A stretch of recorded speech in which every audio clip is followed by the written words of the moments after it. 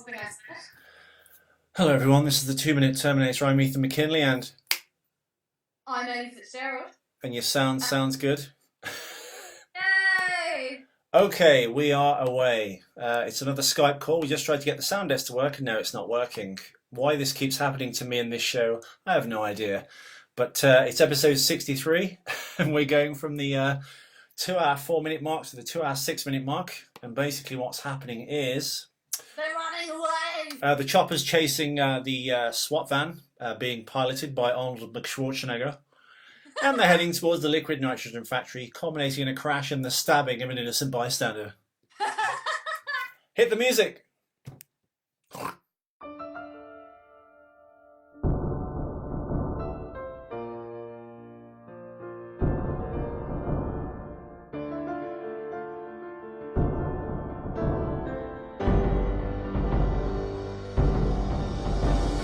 Watch out for machines, they're unstoppable. Watch out for machines, they will rule the world. And we're back. Just as happy when you get the pig sound in as I am when I get the pig sound in. Yeah, So don't you- try and make like I'm some fucking gimp, yo. I won't. Right? How are you, Ethan? What have you been doing this evening? I've been wrapping presents. Oh! Did you have a willy warmer on? No, I'm just wearing trousers. Yeah, actually we're in training evening. Fucking hell, we're in for a treat tonight, listeners. He has groaned and he has put on pants. Well, we are back. We are talking about the Terminator 2 minutes at a time. We're going to break down the film and analyse and terminate each episode as we go. I'm sure we've terminated lots of listeners thanks to the poor sound quality over the last week or two with these crappy Skype things. I've bought a new piece of equipment. Ooh! So hopefully we'll be able to record with studio quality sound. It's the Shure XT-U, which is basically a freaking USB adapter for a microphone, which is here. That will plug into there, that will go into that. So we shall see. That's how babies are made! That is how babies are made. A male and female interface. Ethan, can I just stop you there? It's 22. Can I just ask you to turn up your volume again, please? I physically can't because it's at the highest volume it can go. Well, that's excellent then. So no, fuck you. So what bookends this episode? Oh, we've already done that, haven't we? Fuck! Okay, well, can we do mailbag? I'm really excited about this. We have mailbag? Ethan, you're the worst, man. Yes, Spaldner wrote to us and he was congratulating you and slating me. So I'm very shocked. What was I being congratulated on? Congratulated. You fucking spastic. Right, okay, so let's have a look. I think actually the Dyson Hoover cover favourite. It's pretty good. It's fucking awesome. Right, I'm just trying to get... There we go. So he left this today, our time, at 5 o'clock, or like 10 past. Hi guys, Ethan, very good call on the Hawk 37mm. It's a very fun rotary launcher. We have newer models now, like the M32 MGL, but that one only holds 6 rounds at a time. As for the sound it makes, yes, it is quite close to what the weapon actually sounds like, which is quite opposite to what we've been hearing with the others. Any tube-style launcher can make that sound. However, in this case... I've seen a few tube-style launchers in some Thailand bars with ping pong balls. Have you actually? No. It was just a joke. I really want to go to one of those, like, places where they do have all the lady boys and just see... I don't know. In recent months, I've thought to myself, one day I would really love to fuck a chick with massive tits and a huge dick. Thailand probably isn't the place for that because I don't believe that the Thai race. Do you think this show is? Totally. this show's got a massive dick. It's 2 Minute Terminator. It's not 2 Minute Tranny. Oh, it should be though. That would only get a lot of listeners. It would. Fucking censor that studio canal, you cunts. Anyway, back to Spaldner. The M203. Oh wait, no, I'm jumping ship. However, in this case, it sounds a lot more like the M203 40mm underbarrel grenade launcher. Jesus. What Dutch uses under his M16 in Predator. Awesome. Saw today that they're making a Predator 4. Just stop it. The M203 makes... Before you jump the gun, Ellie, the script has been written or co-written by Fred Decker, who did 1987 or 86's The Monster Squad, which is considered a cult classic where kids fight rehashes of Universal monsters. It's connected to the Terminator, of course, because Stan Winston did all the monsters. There was the Merman, or the Fishman, Dracula, the Wolfman, the Mummy, etc. It's a bit like Goonies with kind of the Universal monsters, but Stan Winston versions of them. Never seen it. Apparently it's good. Thank you for that interlude, Ethan. Next week on the two. Well, as I was sorry, you just reminded me. Fred Decker, the writer and director of that film, is of course directing and gonna make, or has written, I think, co-written with Shane Black, Predator 4. So it's not a kind of reboot. It's going to be a kind of sequel, reinvention of the franchise, whatever that means. I don't know, but essentially, Shane Black, of course, who we all know and love, was Hawkins in Predator, the guy with the glasses. Gee, you got a big pussy, and also. He was actually directing it, wasn't he? Yeah, turn your mic up. No, he wasn't. He was there to do script rewrites. Oh, that was it, script rewrites. But he was on set so much in the jungle, they just gave him a tiny part as Hawkins, basically. He also wrote the Lethal Weapon movies. Oh, amazing! Well, at least Lethal Weapon 1 and 2, and I think he did some script polish on various other scripts. I think The Long Kiss Goodnight is his baby. Kiss Kiss Bang Bang, which is really good with Val Kilmer and Robert Downey Jr. Awesome. Iron Man 3, which has divided some of the Marvel fans because it took a completely different direction and Iron Man wasn't really in the suit for much of the film. Justifiable criticism, but still quite good. The dialogue's really snappy. And of course, he worked with Robert Downey Jr., of course, on Kiss Kiss Bang Bang. A lot of people have called Iron Man 3 Kiss Kiss Clang Clang for its similarities to Kiss Kiss Bang Bang. But yeah, him and Fred Decker are working on Predator 4, so that should be a hopeful thing, I think.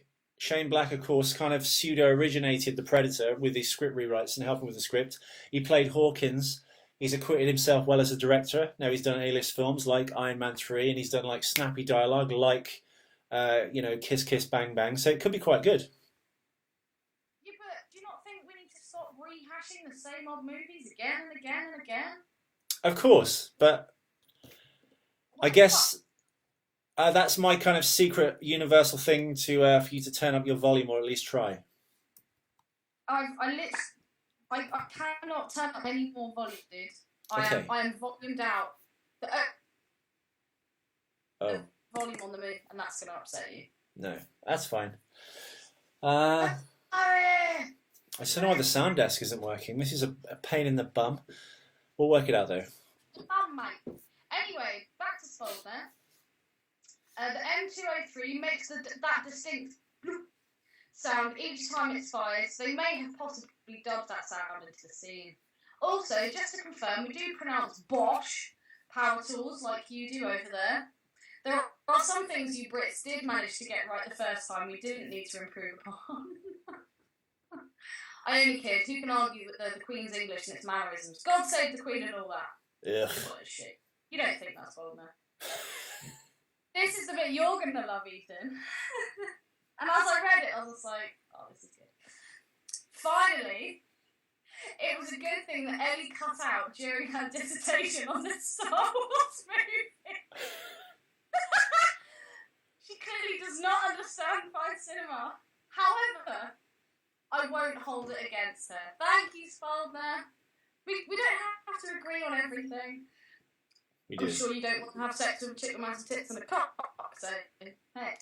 She clearly does not understand fine cinema. However, I won't hold it against her. Everyone has their opinion, regardless of how wrong said opinion actually is. Opinions like assholes, everyone's got one. And they're tight. Ellie, I do think that you will enjoy The Empire Strikes Back though. It's much darker and more grown up. See, now that sounds more appealing to me. I guess what Spaldner has actually highlighted, which I guess I didn't yesterday, is the fact that the first Star Wars movie, it is really childish. It's really like oh my god, I'm Luke Skywalker and I've got even worse hair than Justin Bieber. It's bullshit. Well, the reason it was made is because George Lucas took or wanted to remake Flash Gordon for the studios, and every studio kind of rejected it. So he was like, you know what, fuck this, I'm going to write my own Flash Gordon, and that's what it is. As I've said before, it contains the archetypal characters from Joseph Campbell's The Hero's Journey, the wise man, the youth, the pirate, the princess, the giant ape, Bigfoot / Malamute dog type person who co-pilots a spaceship. That's all in there. It's good. I don't know, the production design, the music, the sound effects. My God, those. The sound effects and the music, yeah, great. Really enjoyed it, honestly. But just the rest of it, I just couldn't. I don't know. I just can't do it, Captain. So yeah, he goes on to say it may suit your tastes better. No, you clearly. Wow. She's cutting out on Star Wars again, listeners. And to round that off, he said, "Oh, fuck you. Okay, that's all. Keep up the good work, and I'll let you know as soon as I have the t-shirt. Thanks, guys." Lovely letter, thank you, James. Ellie, when you keep freeze framing when you cut out on Skype, if you're in the middle of a head move, your face just stretches like the Thing like that, and you're like... Can you screenshot it? You look like Split Face from the Thing. Or when Martin Short is transitioning from back into the cowboy to him in Inner Space, when he's kind of like plasticizing his face from within. You kind of look like Robert Picardo mixed with Martin Short. He was really scary. I liked him. I see. I can't tell whether it's freezing. I can't turn it up. I can't. Shall I maybe just shout? That's a good level. Yeah. Okay. Oh, right. Okay. Thank God all the boys are on holiday and I don't have neighbours either. Well, we are working through these technical problems. Well, the helicopter crash that actually happens in this. I had something else to say, Ethan. Oh, I'm sorry. You cut out again. I was just waiting for you to say something. Please continue. Oh fuck. Basically, Spaldner also put up a picture of the three arms of the T-1000. However, Forearms. I think I've seen 4 arms. No, it is 4 arms. Yeah. So why are they both saying 3? Who put that? Who posted that? Spaldner. Okay. And John agrees, but I can actually see 4. Yeah, gentlemen, you are completely wrong, and here's why. The picture I actually posted on the page. He's actually got one hand down here on the kind of handbrake type area to his left. He's loading a machine gun with his 2 hands here, and he puts another hand down here. So he's got 2 hands kind of out of the way here. Yeah, he's got... No, sorry. All right, start again. Joystick. He's got 1 arm down here, 1 arm down here, and 1 hand's holding the gun. There are, in fact, 4 arms. I didn't realise that until we actually watched the clip over and over again last night. Check the photo I posted and look. If you look in both bottom corners of the picture on each side of him, he's got 2 arms down here, and he's got 1 on the joystick, and he's got 1 hand holding the gun. I was as shocked as you are, I'm sure, but it's in fact 4 arms. They don't really make an allusion to it, and you don't really, in the kind of the speed of the film, you just see 3 arms. If you actually freeze frame it on a Blu-ray, he's got 4 arms. 4 arms, people. You hear that? 4. Right. Ethan. For this insubordination, no t-shirts. When the helicopter crashes into the back of the SWAT van, it was meant to be a large-scale miniature, which crashed in a long tunnel, but they abandoned the idea because of time and budget. So essentially, they crashed 3 full-size mock-up helicopter bodies on the old fishing line technique and just like smashed it into the back of the truck. What's the fishing line technique? Well, as I said before, when they're shooting over the shoulder of probably Linda Hamilton's stunt double when she's shooting at the T-1000 flying the helicopter, the helicopter's really close to the van, isn't it? Dangerously close. Too dangerous to actually film with real people or a pilot and a real helicopter. So they hung on a rig, essentially a fishing line, coming into the top of the helicopter with no rotor blades on. So it's a helicopter body just following the truck like that, almost like a dangling mobile over a baby's cot. Wow. What an analogy. Speak up. What an analogy. There you go. Way. I kind of like how this scene is very similar to the first Terminator movie, because you had the first Terminator, the T-800, when he was going along in the lorry, and Carl and Sarah were running along the highway. And now the lorry's chasing the Terminator. Ooh. Oh Ooh. no! The Terminators are chasing the Terminators, but they're not Terminators; they're mothers. Do we know who the bystanders are? Because you love having a look to see who the bit part actors are. We've got the dude that looks like the lead singer of Def Leppard plus about 10 stone. Who's he? Do we And know the one who that he looks is? like me in 10 years when I can have a job as a trucker because my life's gone down the toilet. You don't have blonde hair, thank God. No, not him, the guy that gets stabbed. Oh, I get stabbed with a nose. Yes, I do in fact know who those men are. Those men. Fact attack.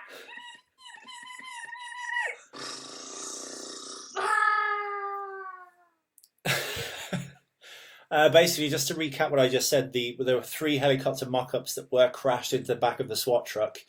Now, the driver of the Bol-O-Gol Gardens, which is the little pickup truck driver, he's played by J. Rob Jordan. AKA Ben Newton. Yeah, basically. He's in a bunch of films. The last thing he actually did was 1993's Diagnosis Murder, which is a Dick Van Dyke detective show. He's an MD who solves crimes in his spare time. I used to watch that as a kid. God, You know what, Ellie? I'm going to have to ask you to lean in as close as you were before, because I think the problem is because you've got an old Mac computer, your receiver is built into the back of your screen, whereas mine is on the front of my laptop. Maybe if I tilt it. Anything. Anything. Is that better? That's perfect, thank you. Hey. So yeah, he did a bunch of... I'm melting. Sorry. He's got a bit of the Terminator curse attached to his career, sadly. He did Diagnosis Murder in 1993. He had a good year, actually. He did LA Law, a jury 4-person. So he's kind of an extra.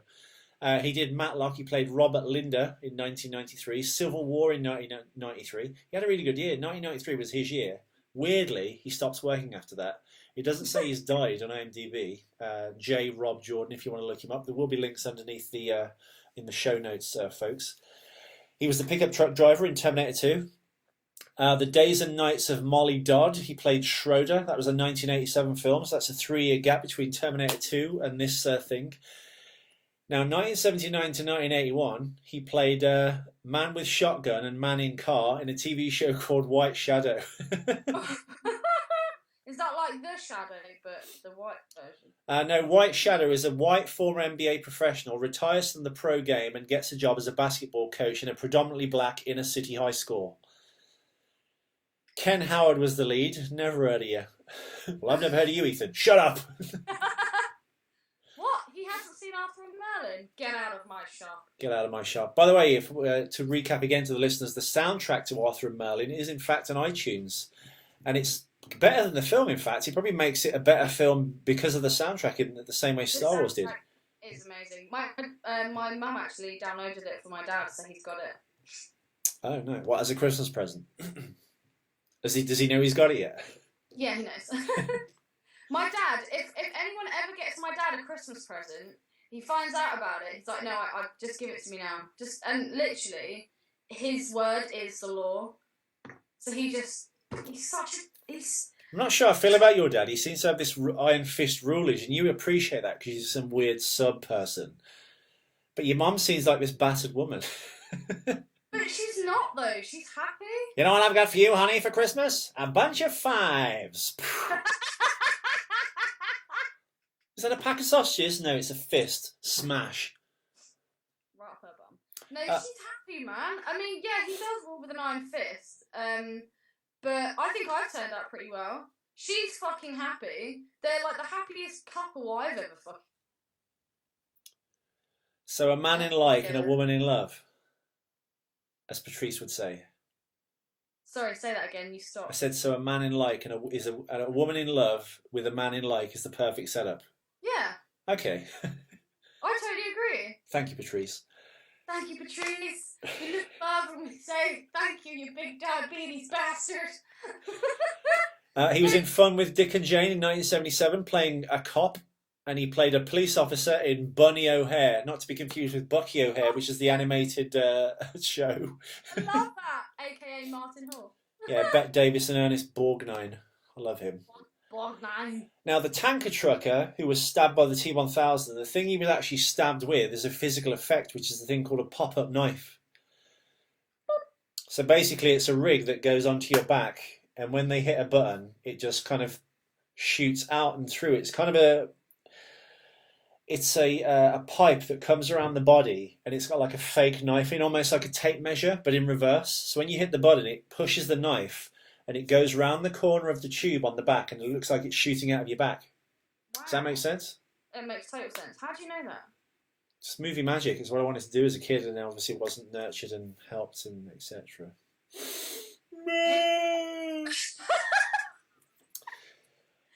But the man rigged with the stunt knife, Ellie, was Terrance Evans. Let's look at his resume. He died this year, August the 7th, 2015. So before I made the notes for this show, he was still going strong. God rest ye, Terrance Evans. He was born in 1934. He died on August the 7th this year, 2015. He was 81 years old. He has been in... Oh, I know who he is. Who? He's in the remake of the Texas Chainsaw Massacre. He's the guy in the wheelchair with no legs. Oh! And the thick glasses and the cap. I did not like the remake. It was fucking rubbish. But yeah, but the family members are cool. He was really good. I liked him. Jessica Biel in that's awesome. Have you seen her in like a ripped wet t-shirt? Oh god, she's the ultimate woman, I think. Oh god, you change your mind on the ultimate woman every fucking 5 minutes. No, all right, for this generation's ultimate woman. I agree. I think Jessica Biel is fucking stunning. But the difference between the kind of chicks you like and the difference between the kind of chicks I like, you like the very classically beautiful. Like she who shall not be named, ridiculously beautiful. Actress Sophie Lovell Anderson. But she's very girly, she's very kind of typically hot, whereas I prefer, say, someone like Saskia, who's more quirky. She's obviously really fucking hot. Slept with her too. But like... I've tried them all. Pokemon, gotta bun them up. Yeah, listeners, Google Saskia Mullins. God. I would much rather, if I saw them both at a school disco, I would go for Saskia and not Sophie. It's like Jessica Biel. I saw them both at a school disco. I didn't really. I did see them out and then went for both of them. I bet the farmer won. We're still best friends now. Okay, well, here's a little link for you, Ellie. Terrance Evans, the last thing he did was a film called Exquisite Continent, which is a documentary. He played Donald. Who cares what that is? But the previous project he did, 2015's Bigfoot the Movie, he played Uncle Edgar. This looks right. I'm downloading this. Stars Kurt Wooten as Chuck, Joni Dodds as Kate, Jared Show as Burl, Nate McGill as Dale, and Terrance Evans as Uncle Edgar. Is this a Sci-Fi Channel movie? Bigfoot has come to the town of Elwood City, PA. He's causing big problems, and now it's up to the 4 town locals, Chuck, Nate, Dale, Burl, and Kate, to take him down. So Jared Show directed this, and he also played Burl. When did he go to Willow Creek? When I've got more money. So yeah, this guy had quite a glittering career. He was in Las Vegas, the recent TV show with Dennis Quaid, the Pumpkin Carver, playing Ben Wickett. I just like the sound of that. Texas Chainsaw: The Beginning, Cold Case, Texas Chainsaw Massacre: The First Remake, which is 2003. Loads of stuff. Dark Skies. Wow, that was a good show. You should watch that, Ellie. Dark Skies. No, if you remember, it was really good. It started off promisingly, but it kind of fizzled out. J.T. Walsh was in it. He was like the famous sleazy conspiracy man / businessman. Played all the same kind of characters. He was in God, what's that abduction film with Kurt Russell? Kurt Russell? Yeah. Fuck, I don't know. Kurt Russell, 1996. There we go. Abduction movie. Dude, do you not think the guy that gets murked by the T-1000 looks a bit like your dad? No. My dad looks like Paul Michael Glazer, who played, God, was he Starsky or Hutch? I think you're being quite kind. Actually, I'd be interested to see what your dad looked like when he was a young Breakdown. dad. What? The film is Breakdown with Kurt Russell. That's the thing I was trying to think of. Is it a good movie? Yes. Yes. When you asked if it was a good movie, you must have said Yes. yes. Amazing. What is it that Ben Newton says to Arnold Schwarzenegger? He goes, "Hey man, are you okay?" And he just gives him the 1,000-yard stare. Or "You look rough" or something. What's it he says? I haven't got any sound up, so I don't want anything to interfere with you recording this. So I'm actually watching it on silent, on repeat. Well, I think the problem, we've kind of weirdly solved it now. You've got your face right up against the glass like a window licker. Bet that looked fucking horrible. Yeah. Back to Jessica Biel. Yeah, what's wrong with Jessica Biel? Absolutely nothing. She's stunning. To be fair, she's got quite... She's got a beautiful face. She's got the big lips. She's got the small nose. She's got an amazing body. She's got a really nice bum. But I don't know. I just think if you actually sat down with her, I just think she'd be a bit dull. I reckon she'd be dull in bed. I think that's my issue. She doesn't look like a goer. Do you know what I mean? Yeah, but you can train people. Yeah, but I would rather not have to train someone. Why? Because when you meet someone that actually knows how to fuck, it's pretty mind-blowing. Sorry if I'm tinkering on the sound keyboard. I'm just adding Breakdown to the show notes. Sending dick pics! So Terrance Evans had a really good glittering career. So we've discussed the physical effects of the pop-out knife. Now the special effects cameraman who filmed all this amazing stuff was Chris Duddy. These names, man, I swear you make them up. I'm going to send you a link of Chris Duddy to Viber. Oh god, here we go. What do you make of this dude? Something else that I do like about these movies as well is there's always some slogan on a car that's just massive. It's like a massive oxymoron of what's actually happening. Mm-hmm. Like when the Terminator, John and Sarah drive off, you've got the back sign and it's like says "Raise the Lord." Fucking love that American bullshit. I was going to say, Chris Duddy, who worked on The Abyss, Total Recall, Terminator 2, many of Cameron films and Schwarzenegger films. He has an assistant cameraman, Mike Benson. Now, Mike Benson spent several days once filming in an active volcano in 1993 while filming Sliver in Hawaii. Did you know that? Sliver? Is that movie about that weird thing that, like... It's almost like Tremors. No, it's Sharon Stone living in this tower block, and William Baldwin, Alec Baldwin's less talented and even weirder looking brother, is voyeuristically watching everyone because he's installed secret cameras in all the apartments in the building. And it's famous because Sharon Stone has a wank in a bath with both her hands touching the bath, so it's weirdly filmed. Yeah, because it swims up between her legs. Right, okay, so... Where I can see your face on Skype, Ethan, and you've kind of got the punk's head behind, because it's really far away and I can't see the rest of it, it looks like a really old woman's saggy boob. What? Move your head to the side. Where the hairline comes down like that, it almost looks like a weird old puffy nipple. It looks like the tit's been stretched and then beaten up. Oh, Felix. That takes me back. I've just had a look, and Chris Duddy looks like quite the strapping young man. Oh, and there's a pair of tits. Lovely. Well, that's all our kind of things. Do you want to add anything to add anything at all? Yeah, I think that Sarah's massive pussy when she got shot in the leg. She's a Marine, she's a soldier, and then she gets shot in the leg, and she's like, ah! And then she's all like, hold on, and yeah, fucking women, mate. Mm. That's all I want to say. We've had loads of facts in this episode. We have. Benthic Petroleum, of course. Did you know anything about this?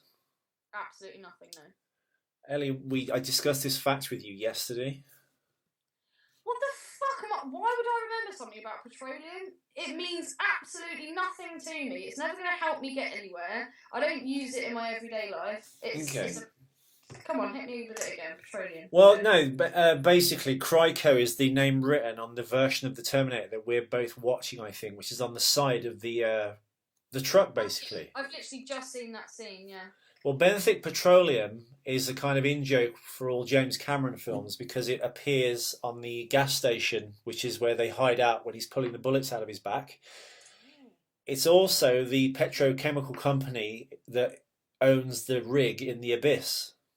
Ah! So I really need to watch that again. One could argue Cameron's suggesting to us that this is actually set in the same universe as that. But someone's written here on Benthic Petroleum, it's obviously the fictitious company in James Cameron films. Now it says Cryco on the version of the film I'm watching on the side of the liquid nitrogen. In other versions of the film, this guy's convinced there's two versions because he says it's Cryco in some versions and Benthic Petroleum in others. So someone's written to him and said they've just said, basically said, there's the regular version of Terminator 2 and the special edition of Teen 2 with added footage, and the tanker says liquid nitrogen. Now someone's counteracted that and said that's 100% false. The name on the side of the truck is Cryco. So I don't know what to say. I think they're basically confused because the gas station says Benthic Petroleum and this truck, this tanker says Cryco. So the fictitious company in Cameron films is Benthic Petroleum. I think I might have spotted something that they've actually missed out as well. You know when the fat dude turns around and he sees the big, he sees the T-1000 driving towards him and he's going, no, no, no. Yeah. And a car gets smashed out the way. Yeah. Keeping you up, are we? When you then see the next shot of the lorry driving down, there's no other car on the motorway. The freeway, the highway. On the highway, freeway, the road. It's a road. Let me just check again. I can't actually see it. Okay. I've paused the film at 2 hours, 5 minutes and 41 seconds. Arnold Schwarzenegger's about to get into this kind of like gardening van with a shed on the back. I love that! I think that looks so cool. I'd love to drive one of those. I don't know. I think the guy is in fact standing there. So he's just moved out the way of the truck. But there's no car. But you could argue that the car is kind of just out of shot, hidden from the truck. Yeah, but it smashes into the side, so you'd see it past the truck, surely. Because it spins, doesn't it? It does spin, but it comes back at a kind of like angle, so it's not quite straight with the freeway anymore. It gets spun around, but I think by the time you see the distance shot, it's far enough down the truck moving forward that you couldn't see it, maybe. Okay. I don't know, but that's just what I imagine. Interpretation. Yeah. Yeah. But Okay. yeah, that's all I've got for this episode, Eleanor. That is all I have for this episode also. What a great place to stop. That's all I have to say about that. So that was episode 63. Please, of course, you can attempt to donate money through the Patreon, but I think we need to kind of sort that out so you can, in fact, do that, listeners. Ellie's going to help me on Friday with that, along with this piece of equipment, plus the internet. Woo! On Friday, we will have no show tomorrow because I'll be... Oh, no, we can have a show tomorrow. I apologise. We'll be back with the show tomorrow. We won't have a show on Thursday because I'm working. We'll have one on Friday. So we will get the 5 episodes out. We're going to get 5 episodes out without fail every week now, even if Ellie's dying, sick, dead, or otherwise. Excuse me, the reason we didn't do any episodes last week was not because of me. I'm not fucking taking that responsibility. Okay. I'm doing my Patrick fucking finger shake. Okay. So yes, thank you all for listening, everyone. We are trying to work through these problems at the moment. My sound desk is in fact down, so we're doing these through Skype. We're going to try and get this in fact sorted out so we get a clear sound for both me and Ellie. Tomorrow's episode probably will be from the studio with Ellie, so the sound will be clear. Clear. So yes, we will see you then. Thank you all for listening. This has been episode 63. I've been Ethan McKinley, the gurning oaf. In the other side of the split screen is Eleanor. And if anyone is listening to these, the Skype versions of these shows have been going up on Facebook now. I'm sorry, YouTube, so you can in fact see us live. Oh, no, I don't like it. With a picture as bad as the sound. Oh, Hasta la vista. baby.